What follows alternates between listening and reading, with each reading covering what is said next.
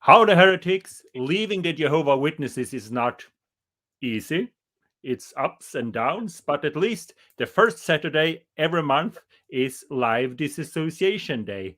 And today's open night. That means that anyone can call in and tell us why they don't want to be a Jehovah Witness.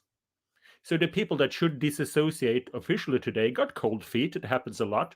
So it's open mic, and anyone that wants to call in can do that. And the first subject is Johanna, and then we have Jonam Ross also. Hi. I have to move a little here.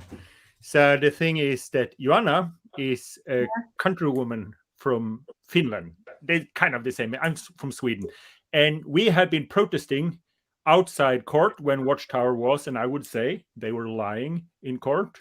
And they also lost in the Supreme Court. But Johanna, tell us your story. When did you become, well, when did your parents become Jehovah Witnesses?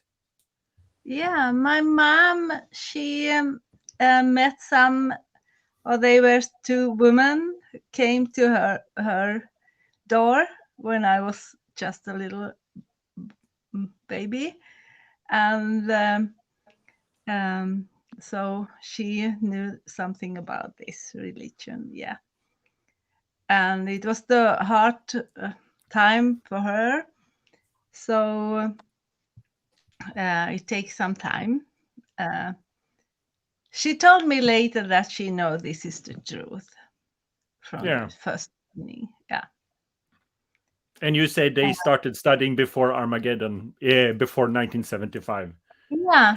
Then when we were living in Finland and we were moving from place to another, and it was about when I was 10 years old. It was old when I was 10 years old, and it was 1972.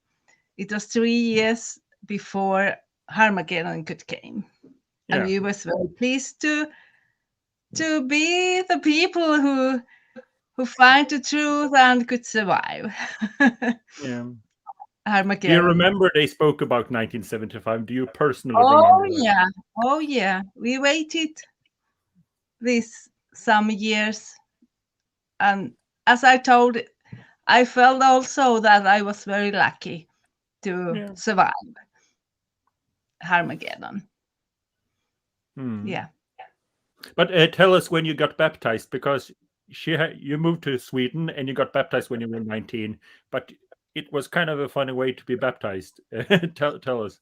Yeah, I want to say my teenage years was very hard because I was forced to do everything I needed to do for this religion. So I couldn't live my life. My mother told me these words. I heard this when I have been listening to webcast. As long you live in our house, you do as we told you to do. So this was the rule, and it was very hard. And I remember we get hit because if we didn't do yes, if we didn't do as we was told to, it was punishment, and we didn't have a choice, so we did obey. Oh my God, it was hard, and that's why I wanted always, as soon I can, I leave this country and I move as long away I can, so I can live my life. Also, but so basically, you moved away from Finland to get away from the religion, but you still had the religion in your head, so you kept being a witness. Yeah, I could go away from the that I needed to do as someone told me to do. Yeah, I didn't have a choice. Yeah, but anyway, I was brainwashed. So I wanted to do what my mother wished me to do. So I wanted my mother's love. So I also, when I, after these years, I won't be listening to UA's webcast. I've been shamed that I was an adult when I chose to be a Jehovah's Witnesses. It was my own choice, but really it was not. I've been heard these stories. I was just 15 years old, and I was thinking, okay, I was 19 and it was my choice. But really, I wanted to do what my mother wanted me to do, and I wanted to have the love from my mother. Yeah. So I get baptized when I was 19. And really, when I was moved from the country I was living, and I was thinking that I can choose myself what I do.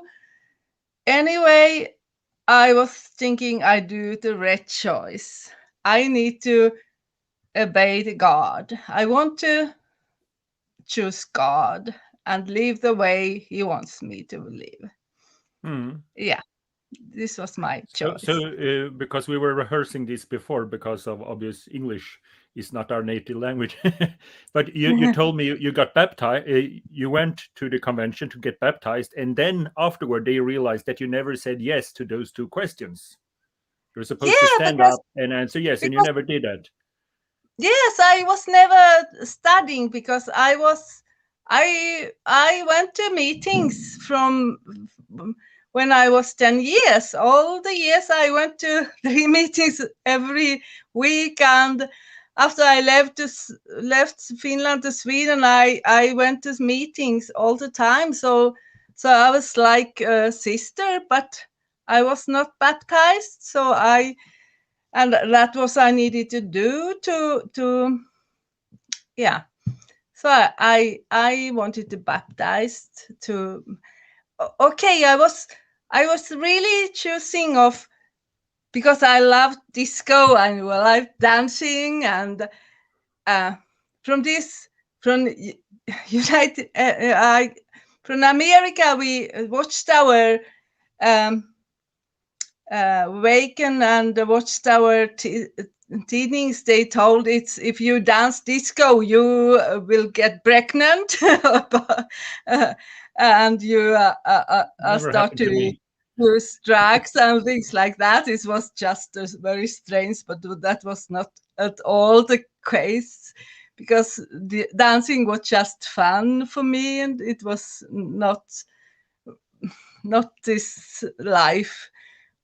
I didn't choose life, drugs, or pregnancy. I was just choosing have the fun. But yeah, it was very wrong. So all the time, I remember I was 15 years. My mom asked, "Why are you so sweaty?" I was dancing in the place. We didn't even have any drugs, any alcohol, nothing. But it was so wrong because it was against Watchtower. That was so bad. Oh, Yeah, so there's a lot of rules, but I like the story because you moved to Sweden to go get away from everything, I want to and go to then this. yeah, and then since you Also. were indoctrinated, you saw yourself as a witness and wanted to be baptized Yeah, because you I needed to thought that's do what the God want. right choice And to how you would said I you live but my then life? when you went to the convention to get baptized, you never Yeah, answered yes to the question. So what were your reaction on question number two? Because the first is yeah, like, do you want to serve because for me Jehovah? it Yes. was And then because second question is, do you want to love Watchtower? How did you react? yeah, but for me it was I wanted to baptize because I was thinking, yeah, I don't want to live in world. I want to live for God, do the right thing, and I get baptized. I go to queue with my bathing suit, and the brother came. Oh, you there? What's your name? Oh, Johanna Höglund. Johanna. No, my name was Johanna Kaljunen. Oh, we don't have you these questions. You don't answer these questions. but you can do that afterwards. I said, yeah, okay, I do it afterwards. So I get baptized, and when he came with a paper. It was, you want to give your life to Jehovah? Oh, yes. And you will do all the rules the Watchtower associations give you without asking. And I was thinking, what is this? What is this organization? I want to give my life to Jehovah, but what is this organization stuff? I don't understand this. And I was thinking, No, I must do. sorry to interrupt you, but if someone watching this that never been a Jehovah Witness, I can just tell you that Jehovah Witness don't get baptized to the Father, the Son, and the Holy Spirit. They get baptized to the Father and the whole organization. You get baptized to Watchtower. I don't know, but I didn't miss this, because it was, for me, it was always, you give your life to Jehovah. Yeah. And this was all I thought I was doing. And this question. So I was thinking, oh my God. So I was waiting. This brother, he was going around, and I was waiting for him, and he didn't come back to me, and I was waiting, and I was thinking, oh my God, I already done this. So what's this? What can I do if I ask him? What can he can do for me for this? So in the end, I wrote down my name, and I was thinking, oh my God. So because you basically thinking, had to sign a contract. I don't agree fully, but I did it. And I've been thinking all these days that maybe I need to cancel. I need to call to Watchtower and ask, is this really what I have done? Because it wasn't really what I have agreed with when I did get baptized. Yeah, so basically what you told me earlier was you went to the convention without studying with someone, got baptized, then they realized that you didn't answer the 2 questions, and you had to sign a paper. Oh, the other questions I never heard before. Yeah. But then you tried to be a good Jehovah Witness and pioneering in everything. Oh, yeah, I did. So why do you want to leave? Well, why did you leave? I get depressed because it wasn't. I did my best, and somehow I saw that I didn't get this support anyway.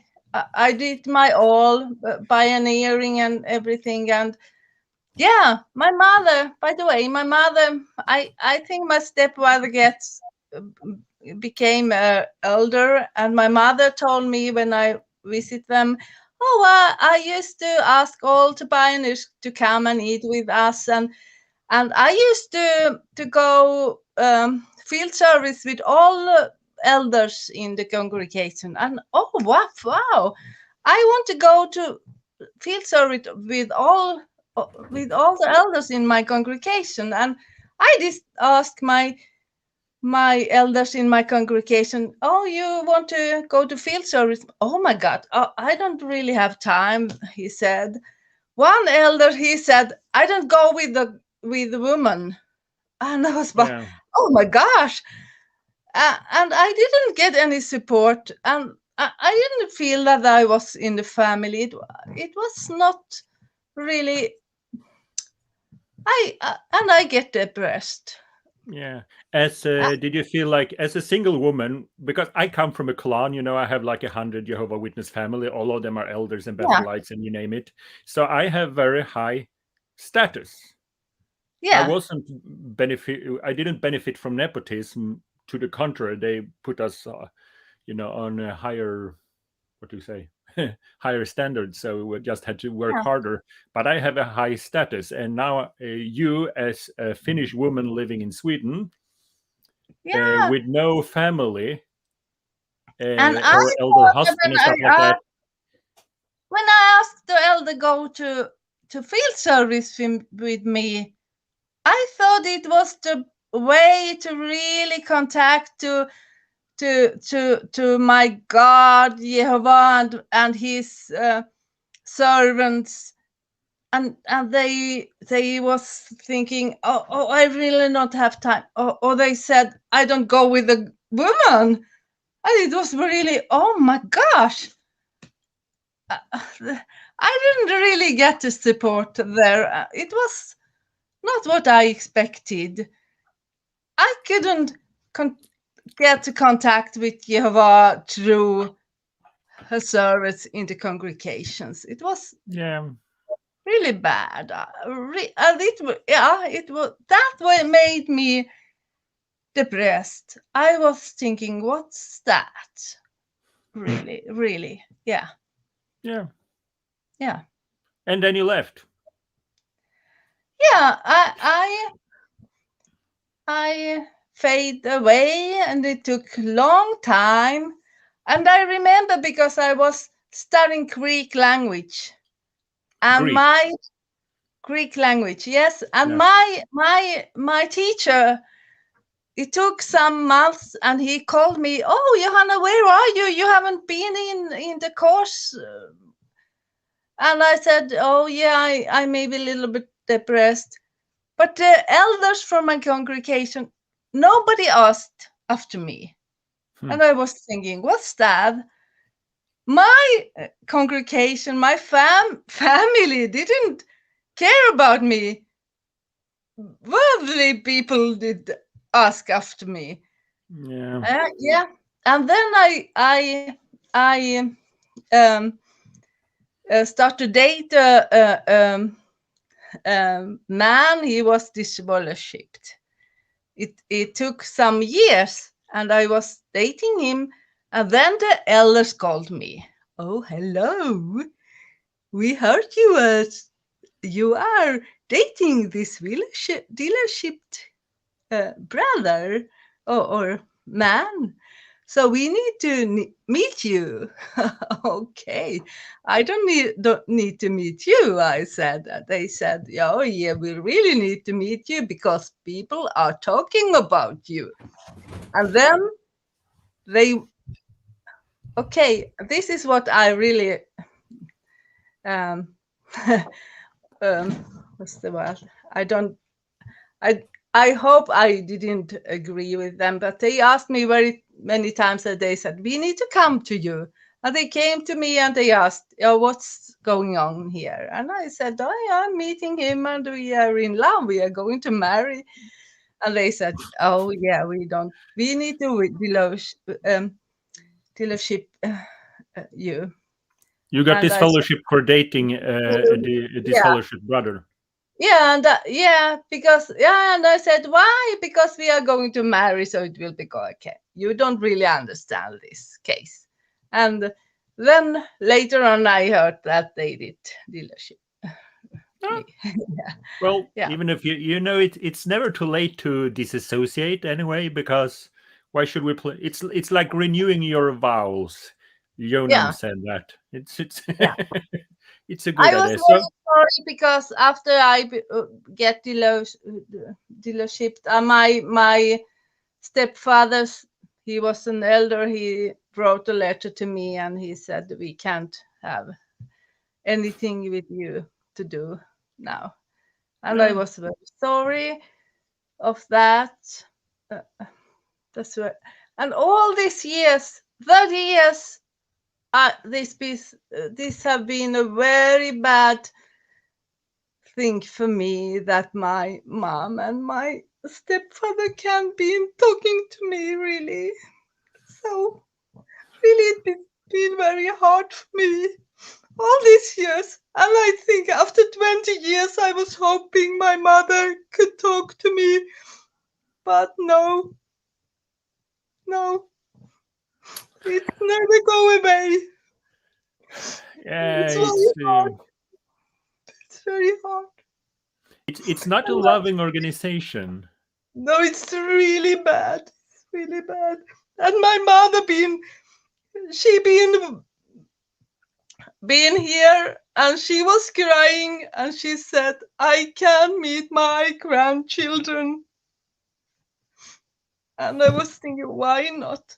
For me, I wanted she to meet them and be with them, but no, it's so hard.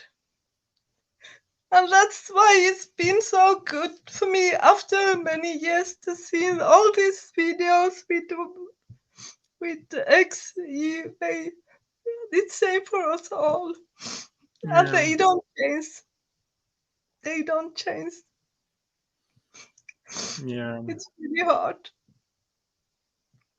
I can never get back my mother. She's okay. It was when I was 10 years old. My mother was 30, 40, and she said, I will never die. I will go to Armageddon. I will live in paradise. Now she's 83 years old. And she knows that she will die. I don't know what she thinks. But all this life, she need to be sorry to not to meet to talk to her daughter, me, and her grandchildren. It's very hard. Yeah. It's so hard. And how can she believe this? Last time we spoke outside the convention, I was the one crying because I also lost my family. Yeah.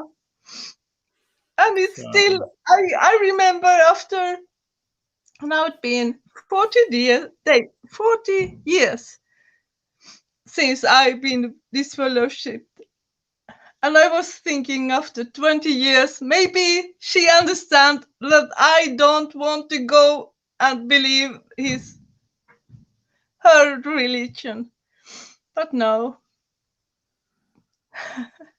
Yeah. It's the same.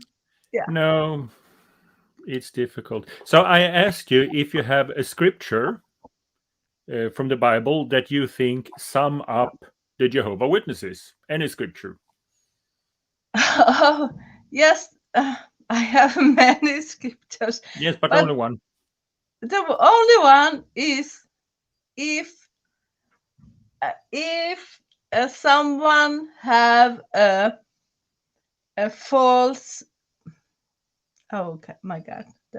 Okay, it's the one from Deuteronomium, Femte Mosebok, with if a prophet speaks a word of Jehovah and it doesn't come true, he's a false prophet. Yeah. Yeah, that one. So, how many? It sums it up. So I was looking for my gavel here, but I couldn't find it, so take this. So this is a serious announcement. Johanna Höglund is no longer one of Jehovah Witnesses. Oh my God, no. Feels good. Thank you. So, yeah, let's take the next one. Jonam, hello. Hi, thanks for having me. What do you have to say for yourself? I've been very bad. I've committed all kinds of sins. Okay. I've come for forgiveness or something like that. Okay, so you are British. Correct, yes, for my sins. Yeah, I was raised in the organisation in Lincolnshire, which is on the east coast of the UK.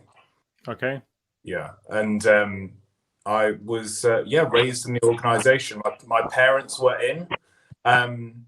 My mum and dad kind of converted into it before I was born, and I was raised to be very devout. They got disfellowshipped and divorced when I was about 6 or 7. But from that point, I'd already been indoctrinated. I already believed it. And so I made my own arrangements to study the Bible with an elder and took myself to the meetings. I kind of indoctrinated my younger sister as well. I was the spiritual head of the household as a 7-year-old. So I took the spiritual lead, as it were, and made sure that we were good Jehovah's Witnesses as best as I could. So your parents are not Jehovah Witnesses as of today. So they were disfellowshipped and divorced. My mum got reinstated about 8 years later. So she always believed it, but she was very depressed herself, and so she married my then stepdad, and they she could have been reinstated after like 2 years or something like that, based on their rules. But the elders never bothered to see if she was okay, much like Johanna shared earlier. There was no care and no compassion there, and so they just left her alone and without support for 8 years. And eventually she mustered the courage to apply to be reinstated, and they let her back. Okay. Yeah. So were you like super witness like me? I was pioneer for almost 10 years, 9 years, and then some. I tried. I wasn't very good at it. So I ended up lying on my report card a lot. Yeah. What did the Holy Spirit say? You know, I did it, and then I'd read the scripture about Ananias and Sapphira, and I'm like, I'm gonna get struck down dead anytime now, and it never happens. So I thought, well, maybe that was just a first century thing. But it troubled my conscience a lot. So I was living a double life for a long time, and it just kept getting more and more severe. But I was also judging myself for it. Because I did believe it, and I did believe that the religion was right. And so eventually I became what I call a chronic confessor. So I would do things wrong, and then I would go to the elders and confess about it, and I'd get into trouble. When if I just kept my mouth shut, no one would have caught me. That's actually, I actually never been an elder, but I was groomed to be an elder, so I got to do everything an elder should do. And people in the congregation actually thought I was an elder, while I, in fact, wasn't even a ministerial servant. But anyway, so there was a period when I had a high-flying star, and they were grooming me. And I remember they pointed at the house and said, "There lives a disfellowshipped sister. The problem is that she confesses everything. And she smokes 1 cigarette, and she walk around telling everyone how sorry she is. So when she do this many times, we have to disfellowship her. The problem is that she confessed too much. We would like her to come back with a hardened conscience, so she would sin more but speak less." And I was like, is that, something's wrong? It's not like the Holy Spirit is, no, it's like a 3-strike things, and then you get disfellowshipped. Yeah, it was. So the elders were frustrated with her. She had such a strong conscience, so they had to kick her out. And they would rather not. They would rather her sinning and not telling anyone. Yeah. I wasn't quite that bad, but I was close. I was bad enough. Okay, so what sins did you admit, if you don't mind? It was mainly around kissing girls and things like that. I was very, very lonely, and I wanted love. I wanted companionship and friendship, and my emotional needs weren't met in the congregation, much like most of us experience that. And so in my case, I ended up like looking and trying to find a relationship, and there weren't any witness girls locally. It was one of those congregations where it's just old people and boys. And so I ended up just getting a relationship, just very normal human thing. But that was the end of the world as far as they were concerned. So I got disfellowshipped. Are your microphone plugged in correctly? Because when you wave your hand, the sound moves back and forth a little. It's my phone, but I will gesture less. I'll keep my hands out. Okay, yeah. So I posted a link here. So if someone wants to disassociate live, this is the link you click on, and I will put you on. It's never too late to disassociate. So how did you get kicked out eventually? Yeah, so I got disfellowshipped twice. Both. But sorry, I'm just curious. You admit everything. So was it like you admit this again, and it's the 3rd strike and you get kicked out, or did they catch you in something? They didn't. They never caught me. I went to them for help, and they decided that instead of helping me, they would disfellowship me. So and that was the helpful thing.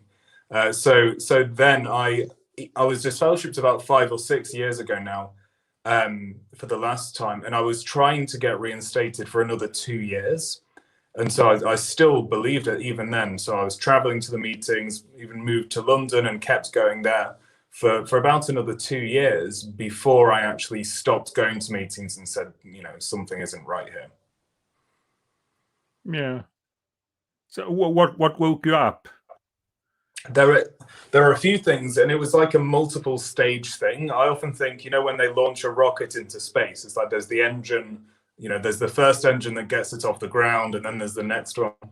The first thing, when I was disfellowshipped and I was going to the meetings, you can't speak to anyone, obviously. So I was just sitting there looking at the material and looking at the Bible.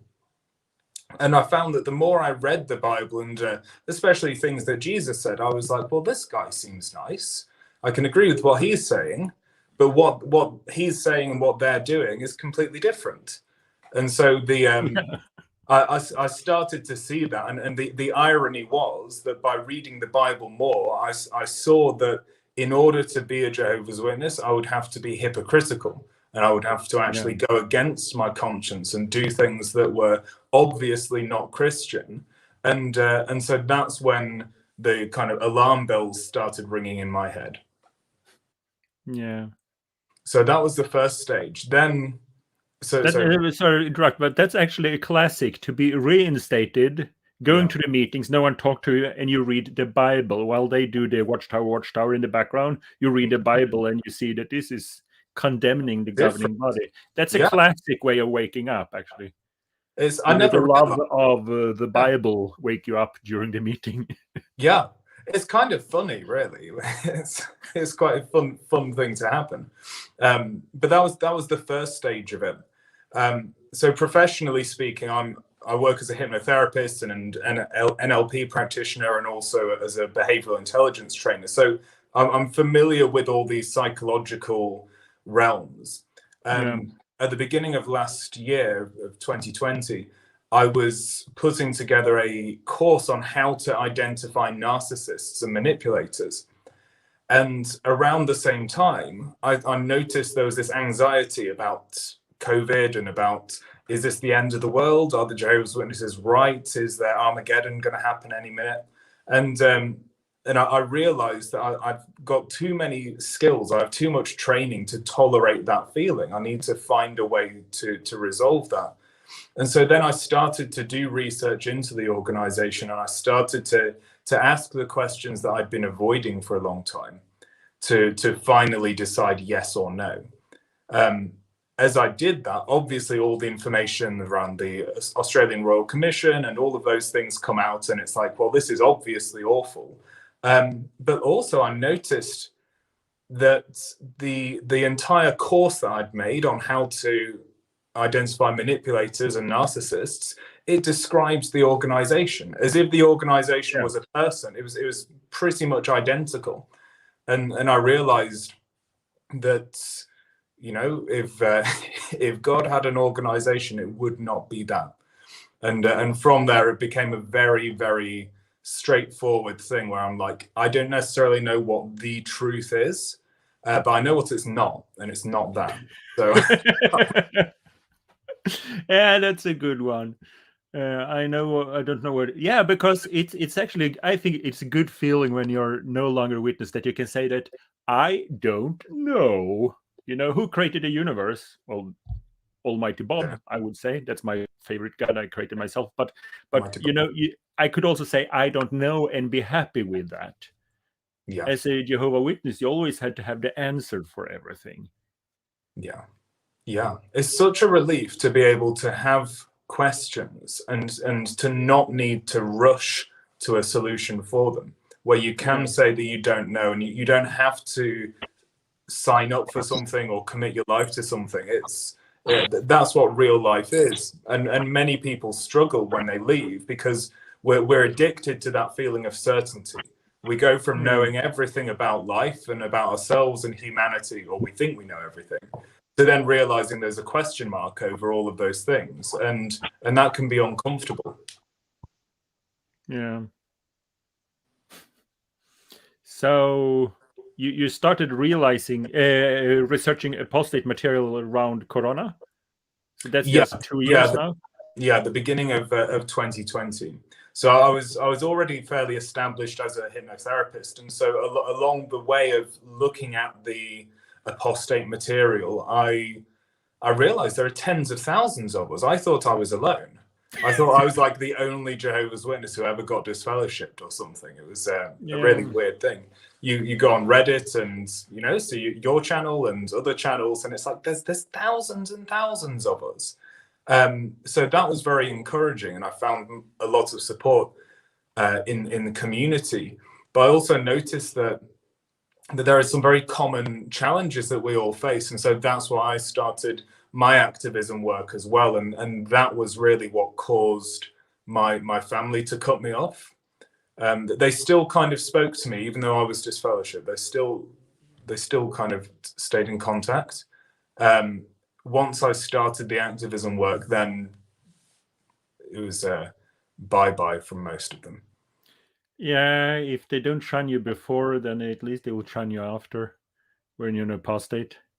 Well, I figured that I was just being dishonest. If I'm pretending or leading them on to think that I'm going to be a Jehovah's Witness again one day, so I'm lying, and then that relationship is built on deception, and that's not healthy, right? So eventually I decided, look, I have to stop hiding. I have work to do. This activism work is important, and tiptoeing around and walking on eggshells, you're not going to help anyone. So I decided to take the plunge and be open about it, which was challenging, and it caused quite an upset. But I think ultimately it's worth it, because then you're being authentic, aren't you? You're being true to yourself, and whatever the relationships are, whether it's them cutting you off or being angry at you or being disappointed or being proud of you, at least it's based on the truth rather than on some deception. Yeah, it's more honest. I was in a good relationship with my ex.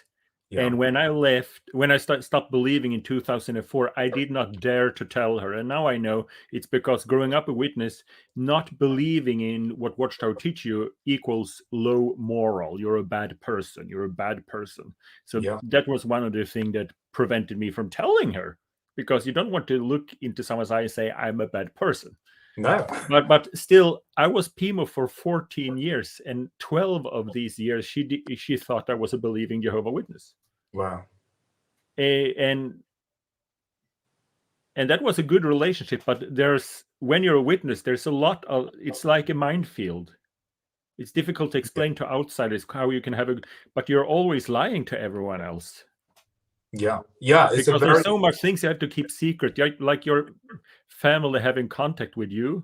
Yeah, is kept a secret, and some people know about it, but they keep it secret. But when it comes out in the open that you're an apostate, then we can't justify this secret longer, because someone will report us, and they cut contact with you to save their own skin, I think. Yeah, well, they view you as a traitor. They view it like, you imagine if I suddenly joined ISIS or Al Qaeda or the Taliban or one of those, like it's the same kind of feeling. They have that same judgment where you've gone onto the wrong side. You're on the side of the devil, and you're doing all this evil in the world. And you and I know it's not true, but that's what they believe, and they believe it strongly enough that they're willing to take these extreme measures, which is sad. The way I look at it is the suffering in life is a given. That my family started cutting me off, and that was challenging. But I thought, well, I'm going to suffer in life anyway. So what can I do to balance the scales? So if we have all of this pain, everything I have experienced, everything I'm going to experience that's awful, what can I do at least to balance that out and make it worthwhile? And asking questions like that's really helpful to get you to focus on what's actually important to you, on how you spend your time here, and that really helped keep me going. Yeah, it's weird. Very weird. So I asked everyone here, if someone want to call in and disassociate, so this is the link. And so, Jonam, you said it was a scripture. Yeah. What scripture would you take to describe the Jehovah Witnesses? The one at Matthew chapter 7, where Jesus is talking about how you recognize the tree by the different types of fruit. And a good tree produces good fruit, and a bad tree produces bad fruit. And you can tell what kind of a tree it is by the fruits that it produces. Yeah. And that doesn't necessarily describe the organization, but it gets you to do the maths and figure out what it is.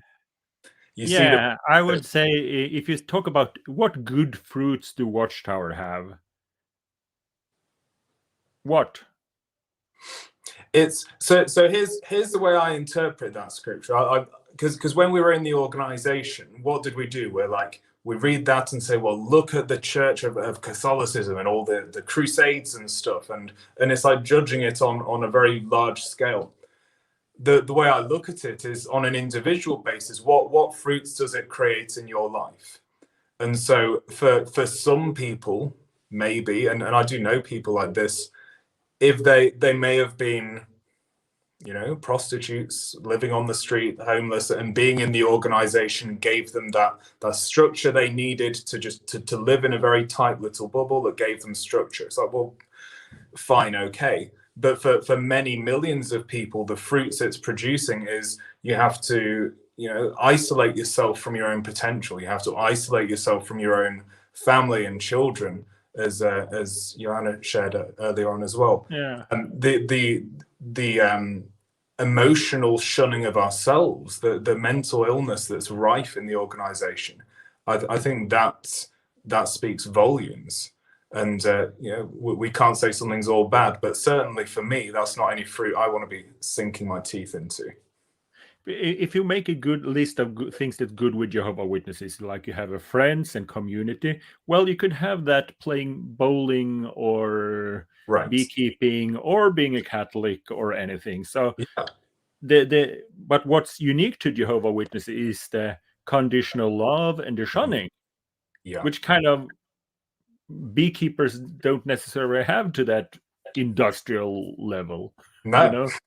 There are some asshole beekeepers and bullying, but it's not an industrial level that rips families apart because of the rule. Beekeeping might give you a lot of enemies, but it's like a volunteer basis. They want to be your enemy, they are free to be your enemy. Yeah. So all the good stuff with Watchtower is having a community, being a part of something. You can find it anywhere. Yeah. So what's unique to Watchtower is the negative stuff, like not getting a blood transfusion when you need it, or losing your family because you don't believe Armageddon came 1975, stuff like that. And willing to talk about it. Yeah. So I think I can't really see any good fruits from the Watchtower tree at all. There's nothing I want. Not anything that's unique. No, nothing unique. Yeah, that's for sure.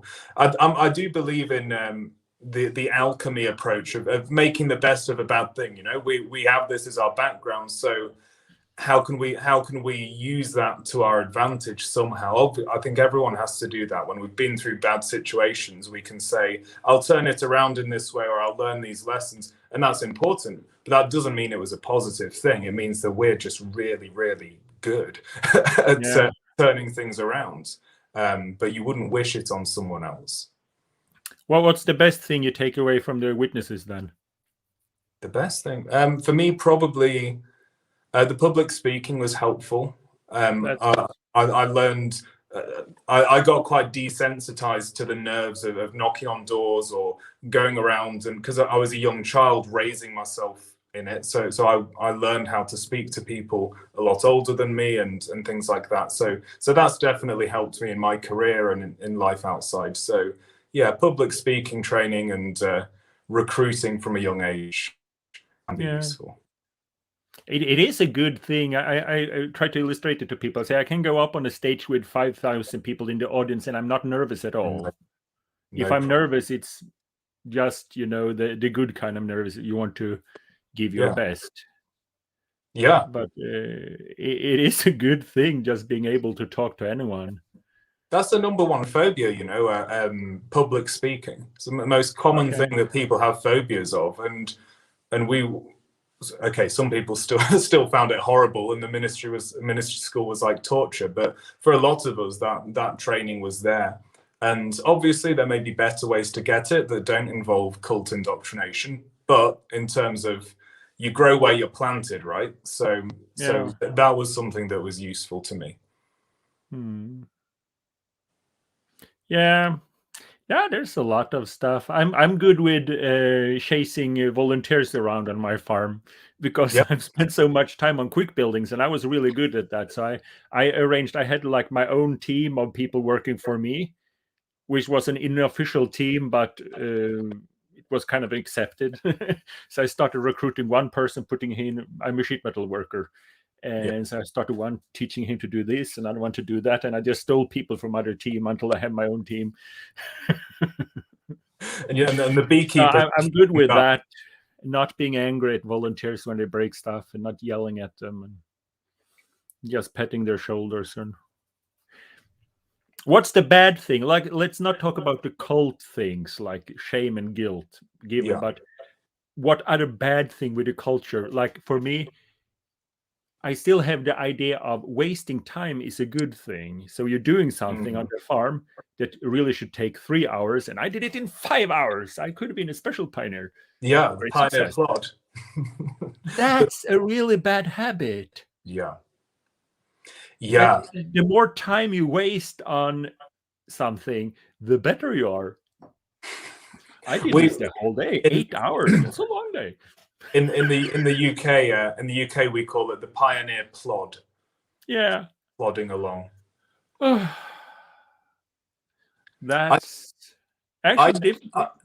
I didn't get that one because of my home environment and my stepdad and things like that. So I didn't get that one, but I got the just be a know-it-all, pretend like you know all the answers and argue with everyone and be really belligerent. That was very much me.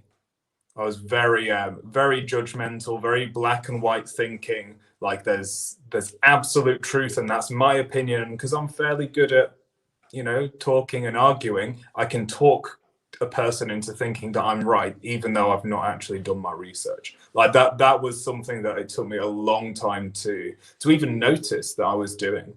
The sort of black and white thinking, the know-it-all attitude, that's very common. Yeah. I used to tell people in field service that I can explain everything in the universe. It's a good party trick. I was 19, but I thought it was true.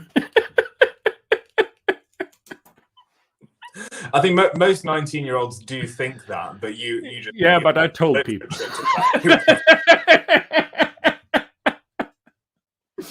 I'm pretty sure it's something to do with religion. I knocked at people's door and tell them so. Yeah, and that's confidence, right? Yeah, but basically that's what you're told the whole time. So one thing is to being adolescent male and you believe you're the king of the universe, but then when you're in a group of people that have collective narcissism. So when you say I know everything, they're like, oh, you're so cool. That's true. So no one stops you. Yeah, we all know everything. Look, it says so in our watchtower. Yeah, it says so in the watchtower. That collective narcissism, that's a really good word for it. Good phrase. It is. I didn't coin it. So I just have to... Now, it's interesting with collective narcissism when it goes unhindered because the people that live in that culture don't realize it. No. It could be like some racial superiority that you believe that our race is better, or but when they talk to outsiders, it will show. It is a kind of meta prejudice where there's people inside the organization and then there's everyone on the outside, and all the worldly people are either opportunities. They're a marketing opportunity as someone to convert, or they're a threat. And those are the only two options: a bad association, someone you don't want anything to do with unless you can coerce them into coming to a meeting. That when you leave the organization, a lot of people have an identity crisis, don't they? Because yep, you know, I've jumped out from being the good guys to suddenly being the bad guys. And how do you wrap your head around that? Yeah, it's the identity part. You know, when you grow up a witness, they never ask you, do you want to be a Jehovah Witness? Do you want to identify? They just say, tell everyone you're a Jehovah Witness. And if it's a mixed household and your father is not a witness, they tell you have to tell your father that you're a Jehovah Witness. So they just take ownership of your identity. Yeah. And then, you know, you have the bullying within in the congregation. So if you don't want to be a witness, you'll be bullied by the other kids. So it's really easy just to say that you're a witness. Yeah. Yeah. And then once you do that, then there's the overcommitment, right? It's like, we've come this far. You know, I've confessed to it. I've told everyone in the organization, told all my friends at school, everyone in my family. I've said it now, and I've done it, and they've seen me on the ministry. And so there's, you know, that overcommitment. Then now, if we turn back, we have to admit we were wrong. Nobody likes doing that. So it's what's your identity now? I'm just Jonam. Oh, that's the best answer, actually. Yeah. Yeah. Do you identify as an apostate? Technically, it's not really, to me. I associate more as like a Ronin or a renegade or something like that. I think the apostate word, I think, has very religious connotations. My main issue is with authoritarianism and tyranny in general. It's not just the organization I'm not a fan of. It's any group or person that desires authoritarian control and tyranny over people. And so yeah, renegade, Ronin, something like that. Ronin, that's a word I don't know in English. It's a masterless samurai. Ah, Ronin, okay. Okay. Not that I'm grandiose or anything. I started with the humble one. I'm just Jonam, but beneath the surface, there's some of that going on as well. Okay. So, do you have any good anecdotes from being a witness? Gosh, I don't know about good. There are some funny ones. Yeah, tell us. My friend Chris, we were maybe 18, we were quite young, and he bought a magazine. And in the back of the magazine, there was a deck of cards and a card trick. So like, you shuffle the thing, pick a card, and then he tells you which card you chose. And it's all explained in the magazine about how it's, you know, you just peek a glimpse at the card and child's play stuff. So he did that to his mum, and she made him burn this deck of cards. It was kind of raining outside, UK, right? Yeah. So it was kind of raining and miserable outside. A deck of cards is difficult to burn anyway. So he was out there trying to burn this deck of cards for hours. Because it was deep. That's you're not the first Jehovah kid that's burning your toys. Yeah. There was another time I went to you know Tony Robbins, the big personal development guy. Nope, never heard. Some people might. Does these huge seminars and you know, personal development things. And when I was living kind of a double life, I went to it actually with my girlfriend at the time. I was very naughty. I didn't tell anyone. And they do a fire walk there. So, you know, they rake out the hot coals and then everyone, I guess, all pumped up and you walk over the fire.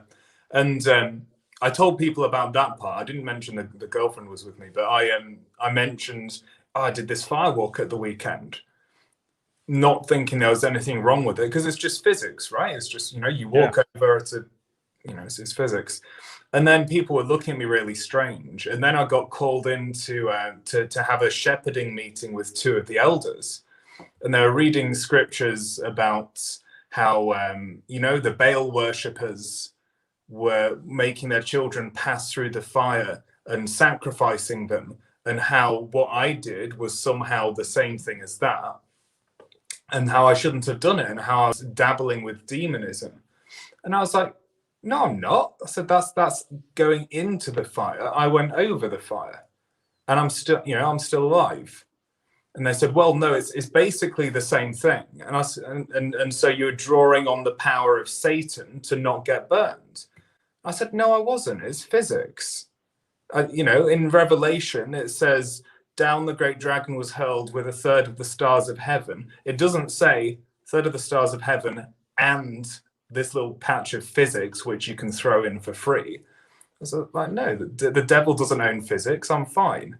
And then they took issue with my attitude of not being humble. I was like, well, you're not making a valid point, or you're not making a scientific or a scriptural point, and the two would agree with each other. So no, I'm not taking that. So what happened then?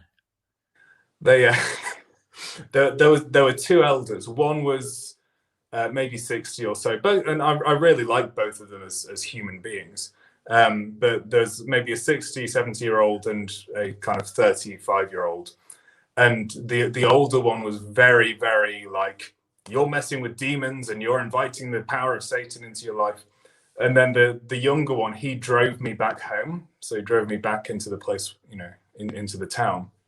And he said, I know what you're saying. He says about the, science and the physics thing. And you might be right. It's like, but we've got to be careful not to stumble other people.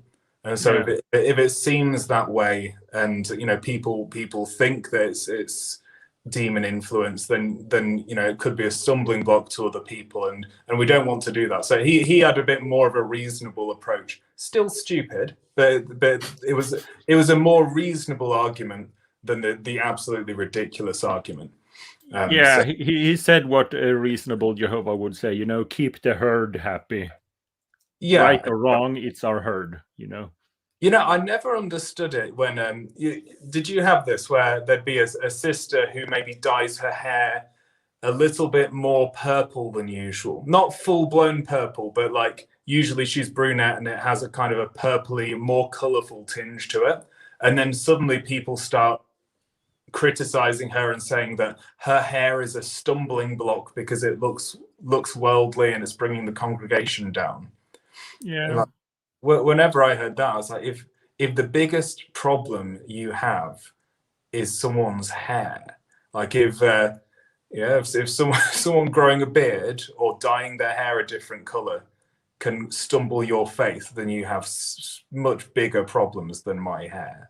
That's for damn sure. Yeah, it's basically about giving up your identity. Yeah. They start with, it's like in the army, that's also brainwashing, by the way. It's like left, right. In the beginning, you might be thinking, okay, I think democracy is a good thing and it's worth protecting. And then right, and you can't be repeating these sentences all over again. The reason why I support the military is because in the end, you'll be okay, whatever, left, right. You're practicing to stop thinking and just do. And that's the basic behind hypnosis and this cult mechanism. You start studying with the Jehovah Witnesses and you say shares, and they say no, you can't do that, and you get a 3-hour explanation that doesn't make sense. They say, okay, well, at least we can clink our glasses. No, you can't do that, and you get a 3-hour, and then you say, well, we can lift our glasses. No, you can't lift your glasses, and you say, I don't really need a 3-hour that doesn't make sense. I just obey, Mm-hmm.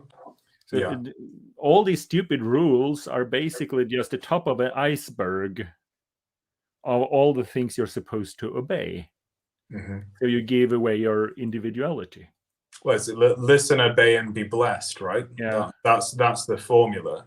And there's, at least in the UK, they're always criticizing independent thinking.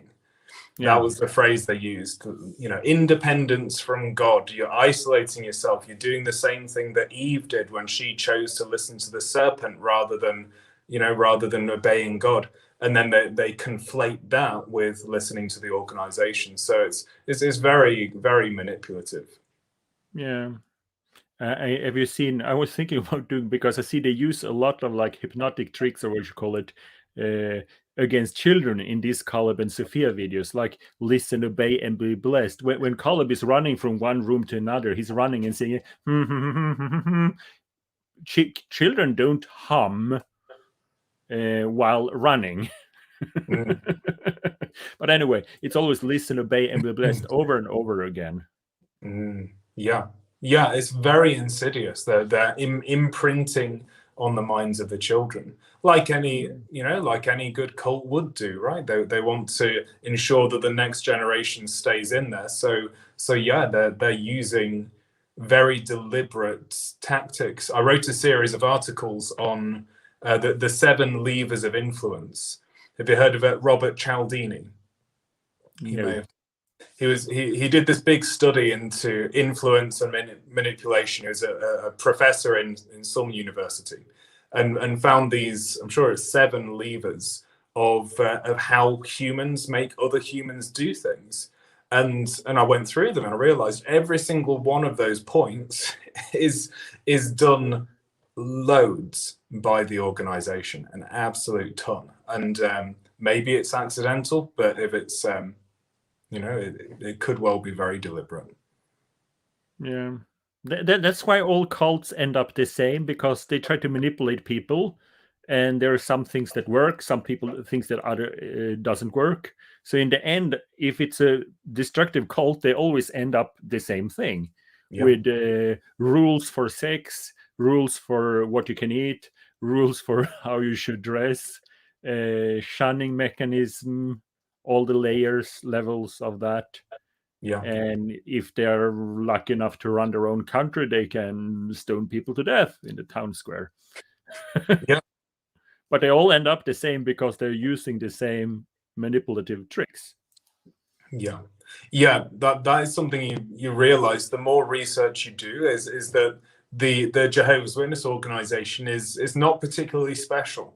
We thought it was special. Well, we thought it was God's kingdom on earth, right? And then you realize, hang on, this is just another garden variety cult. And yes, it's horrible, and it was horrible what it does to a lot of people. But it's kind of a relief in a very weird way. But it's kind of a relief to look and to see, oh, it's just another cult. Yeah. Prefer it not to be, but it is. It is. But I think I actually spoke to the elder that disfellowshipped me. I spoke to him on the street. It's a perfect place, because then they have to smile and be nice, because where the people are looking. And he's a businessman. But anyway, I was talking to him, and I said, they disfellowshipped me without me present, which is wrong. So technically, if he don't follow the direction from Watchtower, he's an apostate too. Yeah. He didn't think about that.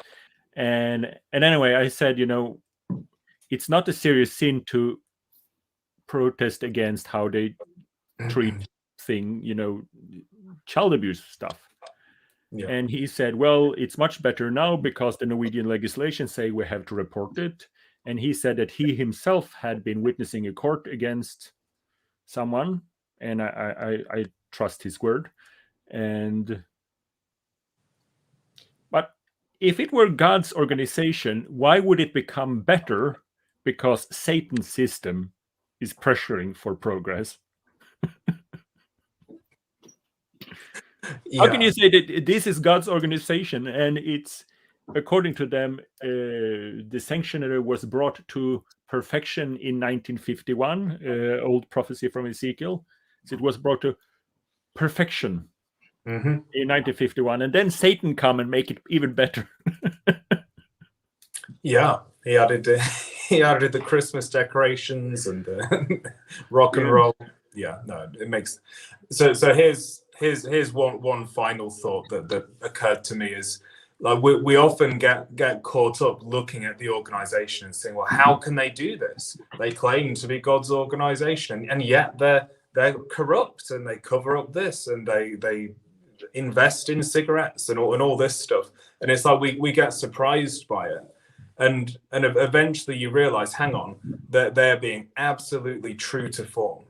They're not deviating from their identity at all. Their true identity is not what they say they are, but what they've proven themselves to be again and again and again. And they're just doing more of the same. That isn't surprising. Part of their true identity is lying about their true identity, and they keep on doing that. And when it stops surprising you, that's like hearing a joke for the 100th time.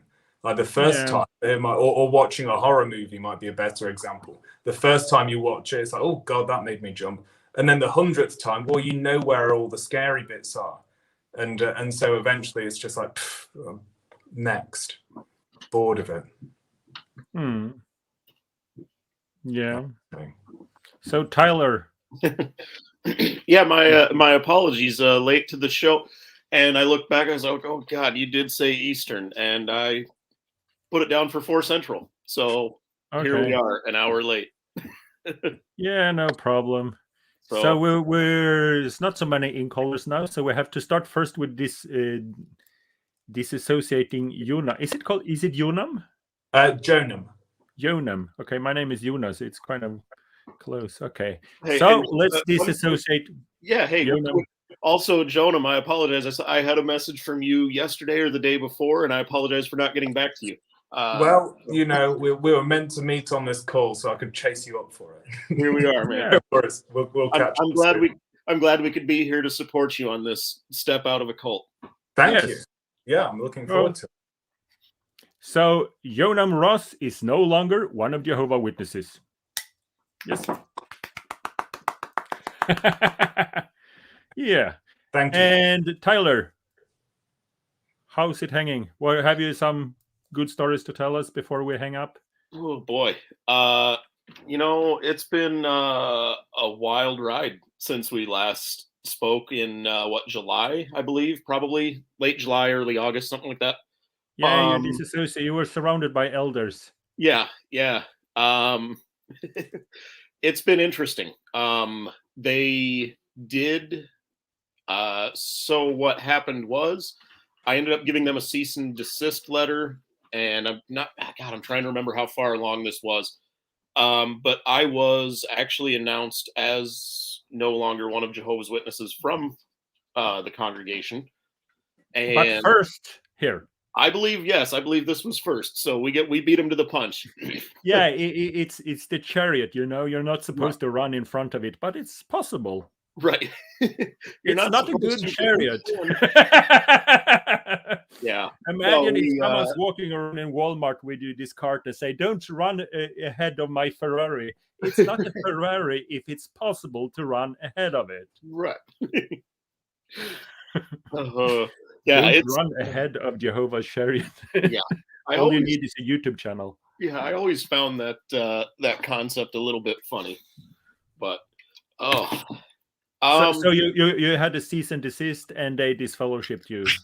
Yes. So actually the way it was explained to me, I was asked by 2 of them very plainly if I wanted to disassociate myself, if I wanted to make a statement to that effect, if I wanted to make it official, and I very plainly said to both of them, no, I have no interest in making such a statement to you, because you and I both know the announcement that's going to be made after that, and we both know what happens with all of my friends and family as soon as that happens. So no.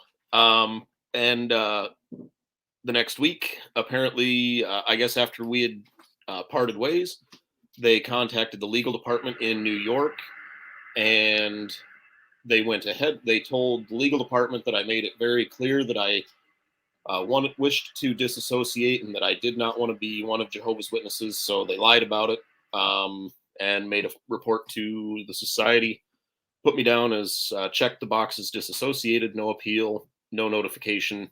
I just found out through an insider. So you sent to them in front, because they come to, they have 2 witnesses. And Right. they said, "Do you want to disassociate?" And you said no. Yep. Yeah. What I believe they've done is that because I made your name searchable on YouTube and everything, you know, Right. they cannot admit that they've seen it. Right. Because it's an apostate site. But if they say that you want to disassociate, and they, right, for what it's worth, they don't lie plain like that, because on one level they believe it's true. I think it's just they've seen it on my channel, because I think they could see it on your Facebook, my video, and on your Facebook. If so they go on, they've seen the video, but they cannot say that according to a reliable apostate. they have So to just say you they have to disassociated, and Yeah. we don't know why. Yeah. But no, things have been interesting. I have since I've not had contact with my children. They've it's been an interesting summer and fall and going into the winter, going through court proceedings for divorce and dealing with all of that. Had actually a mediation with that yesterday, went very well. So it looks like I may be able to start seeing my kids again soon. That would be lovely. And yeah, some things potentially going my way. So it was one thing that I was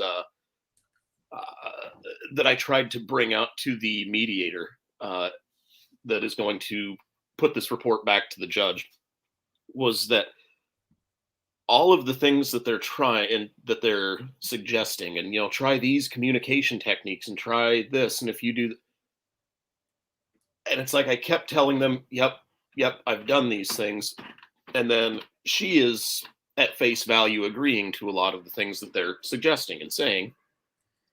But I know in the back of her mind, she's going, nope, he's an apostate. I'm a witness, and I get to lie. Theocratic warfare. I don't give a shit. I can say what I want. And so she is giving them what they want to hear for sure. And I'm wanting to just scream at them, yes, but the second this Zoom meeting goes off and she's actually supposed to back any of it up, we'll see, if she changes her tune. So it's been very stressful, but hopefully some things moving in the right direction finally. Yeah. So, but we did. I will say quickly, because I actually can't stick around too long, but I wanted to just jump on and say a quick hello and wish everyone the best, and lovely to see Jonam. But we actually started another new podcast, my girlfriend and I. So specifically dealing with it's called PSA, Pinkies Up, stands for post-separation abuse. It's really a concept that deals with after you are divorced, separated, however your relationship or partnership has ended, still continuing to suffer abuse at the hands of this person, now oftentimes through the court system, whether it's through manipulating the children and lying in court, or through whatever means they use. But so what we've done now is Amanda and I, we continue to have our Finding Paradise podcast, myself, Ethan, my girlfriend, but Amanda and I are doing this new project ourselves. And what we're doing is we're gathering resources all over the United States, even internationally to some extent, so that we can, if people are dealing with a divorce or separation with a partner that is still in the religion, that perhaps we can help them a little bit, give them suggestions, some resources, let some of the horrible shit that we've gone through over the years maybe kind of lessen the amount that they have to go through. So that's been it's been very taxing and exhausting, but incredibly rewarding. We've got a few of our first, I guess we have at least one locked down interview that we're going to do. We've got a listener or a supporter who wants to come on and share their story. So we appreciate them doing that. We've set up a couple of support groups. We had our first XJW meetup for the Minnesota group a few weeks ago. We have our second one next Saturday, 2 Saturdays from now. So yeah, we've been busy. We've been doing a lot, but it's all been very good work. We've been able to increase the level of activism that we're doing, and we've been getting a lot of great feedback from that, and that's very encouraging. When you have somebody I think you might go on to something there, because what you're doing. It's difficult for people, well, leaving and you have a child in shared custody, but also when you know what they call a fatherless child, when you know, like, the father is not a witness, and just by saying fatherless child, you paint a picture that your father doesn't exist. Because it's just a matter of time before he's dead. It's so much crap they do that's so hard to explain, because the people are so nice. So and it's and it's fun when they talk about disfellowshipping. Sorry, but they do this. Yes, communication is so important. Yes, as Jehovah Witnesses, we have a lot of articles that talk about communication is important. And as soon as the worldly person leaves, like, I can't talk to you because you're an apostate. But they still claim that we are experts on communication and keeping communication line open. So it's impossible for a lawyer to if they're good at spotting a liar. You can't spot a witness when they're lying, because they believe it's true. They believe we are masters of communication, and we believe it's so important, and they believe it, and then, like, can't talk to you. So it is. That's what I was trying to get across to them, and the mediator was almost getting, it seemed like he was getting irritated. That it's like he felt like I was coming back and beating a dead horse, but it's like every single point that we covered in the mediation, it all relates back to the cult, because her mindset, everything she does is based off of that. So it's, at one point, like, he even said, he's like, well, I get it. You're just trying to say the same thing, but saying it in a different way. And I got a little bit pissed off, and I said, yeah, you know what? I'm actually not, but just go ahead, whatever. Like, I just kind of had enough of it. So, but yeah, it's been very enjoyable. Like I said, but very stressful these last few months, and hopefully a lot of that coming to a head. Like I said, we're getting to a place where we're able to help more people. We're able to reach out and kind of expand things and provide resources to ones who either don't have a voice, that would like to get their stories out there, or ones that need to hear the stories of other people, and to have those resources that they otherwise might not be able to track down themselves.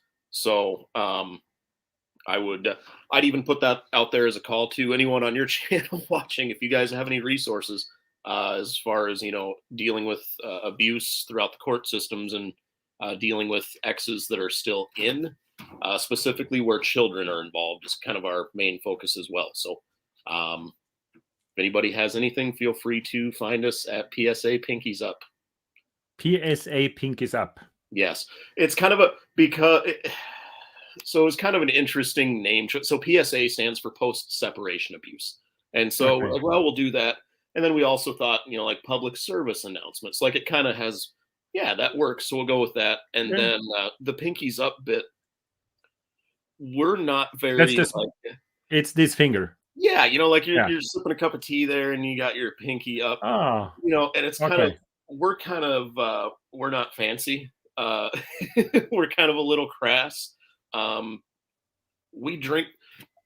We sit and we drink on our podcast, and we curse a lot, and we just we kind of let go, and so it kind of has the double meaning of fingers up, but it's a pinky, so it's still classy. Okay. A classy middle finger, that's what you mean. Basically, yes. So it's kind of so say the name one more time so people can find it before we move on to Asher. So you can find us on Facebook. Finding Paradise is our main podcast. Check us out there. And what I'll do is I'll even put it in the chat. And then our new podcast is called PSA Pinkies Up. And we have one episode of that right now. And then we should have more coming up soon within the next couple of weeks of Pinkies Up. And then we'll start having some stories coming out towards the end of January. A little busy during the holiday season, but we'll do what we can. So Okay. So Thanks for calling again, in. Lovely to see you. You guys take care. Enjoy Norway. We just Yes, cooked up. I will. It's cold now, so I have this. Well, we cooked trying up a to shit keep my ton bald spot a secret. Well, we cooked up a shit ton of lefts upstairs, so I'm gonna go eat some right now. Yeah. Thank you for calling in. Take care. And then we have Usher. How's it going? Yeah, it's going fine. You got the whole chilly screen over there? on. So you have any good anecdotes before we hang up here? Anecdotes? Not from my time as a Jehovah's Witness. I don't know Not? if anybody knows this. I probably said it like a million times before other places, but I was never baptized, so I guess I can't officially be disassociated, right? Oh, it's never too late to disassociate. Because all I made it to was unbaptized publisher, and that was it. Then I was like out of there. I bailed before they could pressure me to baptize myself. So Yeah, but that means in their eyes you're still a Jehovah Witness. yeah, my grandmother certainly treats me that way. Although in the part where I spoke to her the last time I spoke to her for the documentary, they didn't show it, but she was telling me outside of that the elders told her there was still a chance I could come back to the witnesses, even after all I've done, going and protesting kingdom halls and all that stuff. They gave her the false hope that I might come back someday. So, but as far as recently, though, I've been studying with witnesses again. Ah! Yeah, so yeah, I do have some interesting stories from that. Like, for instance, an elder that I've been studying with, he's actually the relative of a Bethelite who I won't say the name of which one, but people here probably know who it is. And he he has some interesting takes on some of the Jehovah's Witness beliefs. For instance, he insisted to me that animals will not live forever in paradise. But then he told me he breaks the law on a regular basis to save raccoons so he doesn't have to kill them. Because in his city, you're allowed to trap raccoons, but then you have to kill them afterward. You can't just take them and relocate them off your property. That's illegal. But he takes them and he dumps them in a park nearby. And he does all that effort to like literally breaking the law so he avoids killing an animal, but he thinks the animals are going to die in paradise. It doesn't make any sense. Maybe he's just lazy. I don't know. It seems like it would take less effort to just kill the raccoon. Not that I want the raccoon to die myself, but like you would think it's just easier to do that rather than trap them and then drive all the way over there to the park and then dump them off. He says he's done it like 10 times and that there's like probably a whole family of raccoons over there by now. And the same elder actually, I had told him that, I was married and that like as we progressed through the study, I started telling him like, I don't think my wife likes that I'm studying very much. She seems very upset about that. And then in the very last study, or the last time I spoke with him, I told him, my wife is going to leave me. She's just told me on the phone that she's going to leave me and take our child and that I'm not welcome back home until I research the organization, because I don't know what she saw. She won't tell me, but she says I need to do my own research. And it was hilarious, like the reaction that he had. And he was, he claimed that he had never encountered something like that before, which I highly doubt. I'm sure he's encountered that before. It does break up families regularly. But I got all of this on recording. It's all on my YouTube channel, so like everybody can hear the But what did he say? Did he say basically let your wife go and keep studying? Surprisingly, he gave me some new light. He told me, well, if you take a break from studying, and let's say Armageddon comes in 5 days or something and you're not studying, Jehovah will understand. You'll be fine. He literally told me, you'll be fine. He said, Jehovah reads your heart and he knows, he knows who you really are and everything. So you won't die in Armageddon. That's what he told me. He also told me that it was advisable to stop studying for right now so that I could go and try to convince my wife to stay, so that I could reconcile with her and make sure that I don't lose my family. He said Jehovah values marriage very much. It was one of his very first arrangements. So it's important to him that you go and try to work things out with your wife. I was really surprised that he said that. I thought he was going to be like, well, she's going to die in Armageddon then, so that's too bad. That's okay though. Jehovah will give you a new wife. Yeah. No, he sounds like he was moderate. You would think, but then like, okay, so I had asked him if I should invite his family member that's disfellowshipped and whatever, that used to be a Bethelite. I asked him, should I invite him to come to the meetings, like on Zoom? Would that be all right? And they were like, no, don't do that. They said, don't do that, because if he wants to come back, he knows how to come back. He knows to contact us, and I haven't heard anything about him wanting to come back. I would have known, because somebody would have told me. And so they really did not want me to even invite him to the meeting, which was just hilarious, because you would think, I mean, that's all they talk about is like saving their family members that have gone astray. But he was like, Yeah, no, but don't do it. you could invite him to the Bible study, and they say, Oh. no, it's my house, so you can, it's your house. Right. Yeah, we were having our Bible study over Zoom, so like they couldn't do anything if I did bring him on, right? No. So okay, so they have Bible study.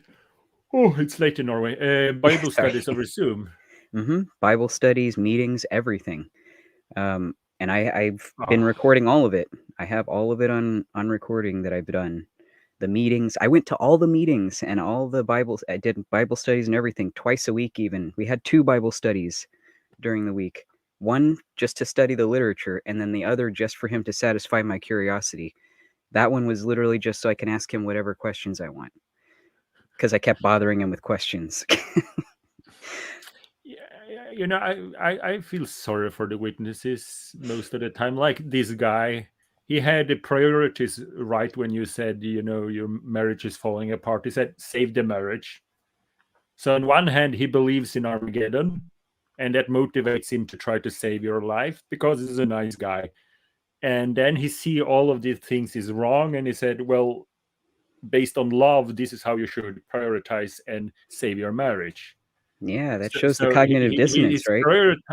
I think now that he prioritized based on, a gut feeling of love and decency. And on the other hand, he believed God is a loving maniac with genocidal plans. So Yeah. he's balancing this the best he can. I Sure, feel sorry but for the guy. he doesn't seems like he doesn't treat his own, family like that though, because he was literally saying, "Nah, don't invite him to the meetings. Forget that. Yeah. Like he can save himself, But also something of note in my recordings is on 2 different occasions, 2 separate studies, he brings up the 1975 and 1914 stuff without me even mentioning anything about it. He says, you may come across 1975, 1914. He also told me at another point not to be afraid of reading apostate materials. He said, I've done it before. He said, I've read, I think he tried to say 1,000 Years a Slave. He says he's watched videos. He said he's seen all kinds of apostate material, and that I shouldn't be afraid of looking at that stuff because they have the truth. Yeah, so that was interesting. That's a good thing. Showing my video with the goats and overlapping generations, sometimes witnesses watch it and laugh. Right. Yeah. But I mean, it's funny that he would say that to me when they just recently had a video come out saying not to do that. Don't look at stuff like that just to prove it wrong or just to feel like you're right or whatever. But he literally told me, yeah, don't be afraid of doing that. I do that all the time. Yeah, he's in the process of waking up, basically.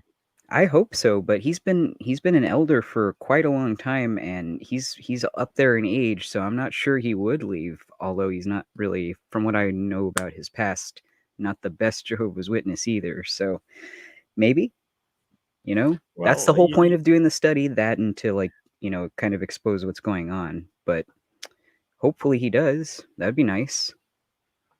Yeah.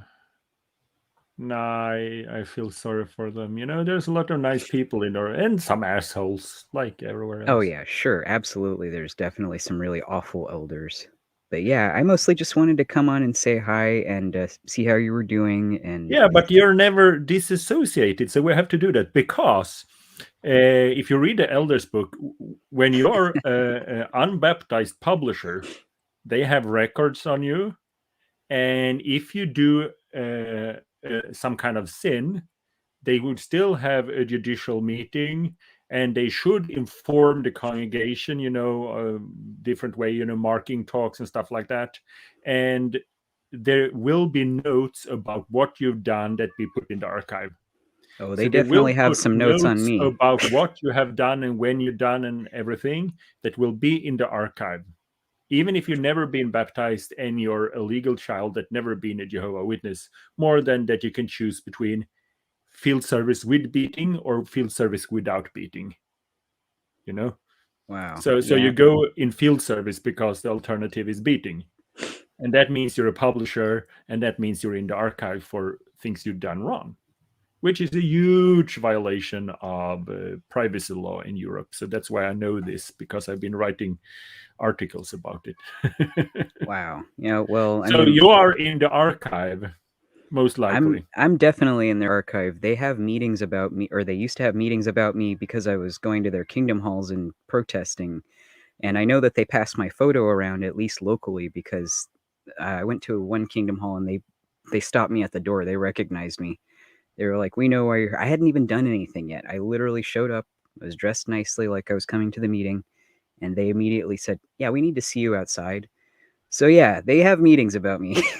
They have. Yeah, I'm a lovable guy. I get invited into convention halls and stuff. I go with my apostate T-shirts and everything, and say, "Hello, I'm an apostate." He said, "Great." I go inside. I'll be very respectful, and I say yes. And I go in, and I am very respectful. They would not let that fly here. If they allow me to get into their building, I'm respectful, of course. Oh, well, that must be a cultural difference, because that would not happen here. They would immediately block you from even coming in. Like, "Nope, sorry, you're not welcome. Your invitation has been revoked." Yeah. But anyway, yeah, sure, go ahead and disassociate me. So, even though I'm pretty sure I was. You don't want to be a Jehovah Witness. Oh, good Lord, never. That's why I never got baptized in the first place. So. Okay. Okay, then what's your last name? Asher Kandor. Candor. Asher Kandor. Okay. Asher Kandor is no longer one of Jehovah Witnesses. And technically never was. But thank you. Appreciate it. Well, according to them, you were.